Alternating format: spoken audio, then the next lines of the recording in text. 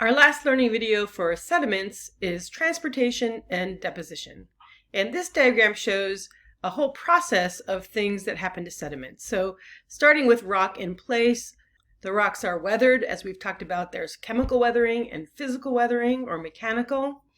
And then erosion moves this material. It's transported by wind or water or ice or gravity. And eventually it's deposited and laid down somewhere in what we call a depositional environment. And so that's what we're going to look at today, is a little bit about what goes on during transportation and deposition. And another thing shown in this diagram is that sometimes transportation can happen underground in groundwater, where ions that have been chemically dissolved in solution can move with the groundwater, and that's from chemical weathering. And then the final stage, once sediments are deposited, is lithification, turning these sediments into a solid rock. And that will be the topic of Unit 8B. I want to start with some lecture tutorial pages. So take out your lecture tutorial book, pages 69 and 70, pause the video, try those pages out, and then follow along with me as I answer them. Page 69 and 70 are about weathering. First of all, they want you to think about the difference between chemical and physical weathering. If you put salt, which is halite, into hot water, after 10 minutes, can you see the salt in the water when you're boiling pasta or something? No, you cannot. And why not? Well, the reason is because the salt has dissolved in the water and it's become sodium ions and chlorine ions, but we can't see them. What if you put sand in hot water? What happens after 10 minutes? Well, I don't know if you've ever tried this or not, but you might be able to imagine that the sand is still there. Nothing's happened. The sand didn't dissolve. And that's because it remains solid. It does not undergo what we're describing in question 1 here as chemical weathering. The next question asks you to look at these diagrams above and think about what happens, chemical or physical weathering, in each of these scenarios. So we have this pattern being salt and this pattern being quartz, and then we have water. So here we have pieces of quartz that are in the water. And here we have the dissolved salt, so these are sodium and chlorine ions in the water. For individual atoms in the water, it's going to look like this. We're going to have chemical weathering. It's going to break down material so that individual atoms are in the water. Little pieces of mineral in the water, that implies that they did not dissolve, and so that represents physical weathering, like this picture here. The weathering results in a change in the chemistry of the mineral. So that has to be chemical weathering because we're taking away ions or adding ions. In physical weathering, we're just simply breaking things into smaller pieces. We're not making any chemical changes. The resulting sediments are visible in the water. That's physical weathering. We can see rocks, sand, gravel, mud. That's physical weathering. The results are that the sediments are not visible, and that would be chemical weathering. There's ions dissolved in solution, and we don't see them. Question 4 here at the bottom. If you see a muddy river full of mud and sand, how did those sediments in that river form? Well, if you can see them, then they must have formed from physical weathering because they have not been chemically broken down. You can still see the physical minerals. Page 70 asks you to put an X in each column for the type of weathering that each mineral is experiencing. Calcite dissolving in water is a chemical weathering process. If it's dissolving, it is chemical. Iron-rich silicate minerals, dark-colored minerals, rust in water. Remember, rust is oxidation, and that is a type of chemical weathering. Iron-free silicate minerals that are light-colored are chemically stable in water. They do not break down chemically, and so that's physical weathering. So a beach has a supply of grains that are composed of all of these things that are in this previous question. After a long time, which grains would be left on the beach and not chemically weathered? Well, that would be the iron-free silicate minerals. That's what we're seeing up here. Explain to a friend why this is the case. Why do so many beaches have light tan-colored sand? It's because it's quartz. And the dark minerals that were there before were more susceptible to breaking down chemically. And so those are gone. Those have been dissolved. And now we have only the light minerals left, and very often that is mostly quartz. So here's a quick overview of what I'm going to talk about. How does sediment change as it's transported? what are the characteristics of a mature sediment, and where does sediment get deposited? And there are 3 places we're going to talk about: on the continents, at the coast, and in the ocean, the marine environments. All of this down here in purple is just introductory, because when we talk about sedimentary rocks next week, this is going to be important when we look at rocks and figure out what the sediment that made the rocks told us about where it was deposited. So how does sediment change when it's transported? Well, sediment has a range of sizes, as you might imagine. We have something called gravel, which includes things called boulders, cobbles, pebbles, and fine pea gravel. Then we have sand size particles. So sand is actually a size term. It doesn't mean quartz necessarily, although a lot of beach sand is quartz. But sand is a size term. Silt is finer than sand, and then clay is even more fine. So all of these sizes exist. How is that related to transportation? Well, as you might figure, the farther sediment travels along its path, the smaller it becomes, because it gets broken up as it moves along. Rocks knock against other rocks, they break into smaller pieces, and so you might have boulders and gravel up here near the mountains, and then sand-sized things in the rivers, but then by the time you get down to the lakes or the ocean, you might just have clay particles. So the key here is down where the flashing arrow is. With increasing transportation, the average grain size decreases. The angularity of these individual grains also changes.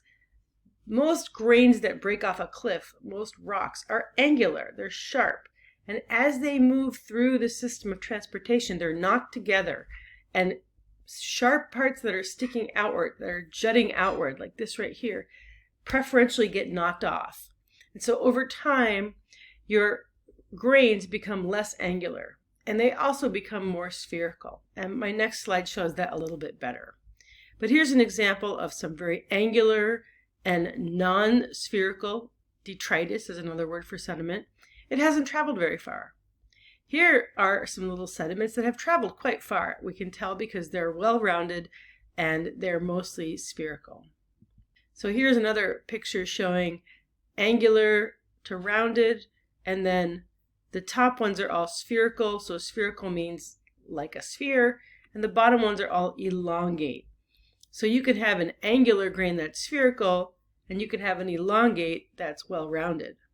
Okay, so they're 2 different things, and if you have the combination of both well-rounded and spherical, then that has probably been transported the farthest. Another thing that changes as sediment transports is the sorting. And sorting indicates how similar are the sediments in their sizes compared to each other. So on the right-hand side, this little microscopic slide is showing a bunch of sediments that are all about the same size. And so that's well sorted. On the other end of the spectrum, we have a bunch of sediment that's lots of different sizes. So that's poorly sorted. And then there's a range between them. The farther that a sediment travels and the more constant the environmental energy, the more well-sorted and uniform it will become. So at a beach where you have the waves coming in and out and in and out constantly, you wind up sorting the sediment very well. Little bits that are clay get carried out to sea. Things that are larger get left back on the beach, and just that beach sand that can be moved by the waves winds up becoming the main part of the sediment. These poorly sorted things have environments where there is some sort of variable energy, like a sudden event, like a landslide. All of a sudden things come down, you're not going to be able to sort the fine and the coarse material, right? They're just going to be all jumbled together. So sorting tells us about the transportation. Here's another diagram showing a similar thing, and here are some poorly sorted clasts or rocks, and here are some well sorted. And again, the key is that they're the same grain size. They could all be the size of this big red rock, and they'd be well sorted, but they have to be the same as each other. That's the key. So finally, with all of this information, we can characterize what we call a mature sediment, a sediment that has traveled far. And that is a measure of how much has that sediment been processed since it left the original mountain or rock where it started. So we have textural maturity, which means the texture how well rounded and how well sorted are the grains. And so here we have a poor sorted, immature sediment all the way to a well sorted, mature sediment. And so the rounding and the sorting you can see is much better here at the beach than the alluvial fan, which is something that's way up in the mountains.